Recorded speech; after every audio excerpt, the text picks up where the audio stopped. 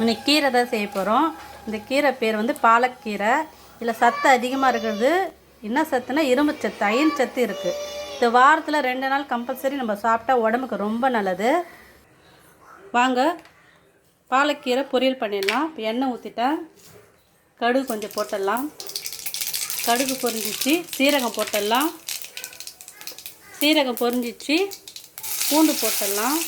பூண்டு வதங்க உடனே சின்ன வெங்காயம் வேணும்னா சின்ன வெங்காயம் யூஸ் பண்ணிக்கலாம், இல்லைன்னா பெரிய வெங்காயம் தான் பெரிய வெங்காயம் யூஸ் பண்ணிக்கோங்க. நல்லா கிண்டி விட்டுடணும். நல்லா வதங்கிடுச்சு. கீரையை போட்டுடலாம். நல்லா கிண்டி விடணும். நல்லா வேகட்டும். நிறைய பேர் கீரையே பிடிக்காதுன்னு சொல்லுவாங்க. அதில் நானும் ஒருத்தி. ஃபஸ்ட்டெல்லாம் அப்படி தான் சொல்லுவேன். அதோட அருமை இப்போ தான் தெரியுது. கீரை சாப்பிட்டா தான் நம்ம ஆரோக்கியமாக வாழ முடியும். அதுக்குன்னு நான்வெஜ்லாம் சாப்பிடாமல் இருக்கக்கூடாது. எல்லாமே சாப்பிட்ணும். ஆனால் அதில் காய்கறிகளுக்கு முதலிடம். கீரை வகைகள் நிறைய சாப்பிட்ணும். கம்பல்சரி வாரத்தில் 2 நாள் நீங்கள் கீரை சாப்பிட்டே ஆகணும். தேவையான அளவு உப்பு போட்டுடணும். போட்டு நல்லா கிண்டி விடுங்க. நல்லா வதங்கிடுச்சு. இன்னும் கொஞ்சம் தண்ணி இருக்குது. வதங்கிடுச்சுன்னா நம்ம ஆஃப் பண்ணிடலாம்.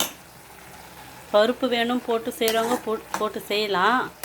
எங்களுக்கு பருப்பு வேணாம், சாதாரணமாக சிம்பிளாக செய்யணும் தான் நாங்கள் இப்போ சிம்பிளாக செஞ்சு சாப்பிட்றோம்.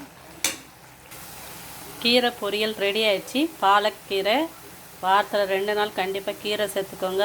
உடம்புக்கு ரொம்ப நல்லது, ஆரோக்கியமானது. கேர்லெஸ்ஸாக எதுவுமே நினைக்காதீங்க. இன்றைக்கி லன்ச்சு காரக்குழம்பு கீரை பொரியல் தான். வாங்க சாப்பிடலாம். ஓகே, பாய்.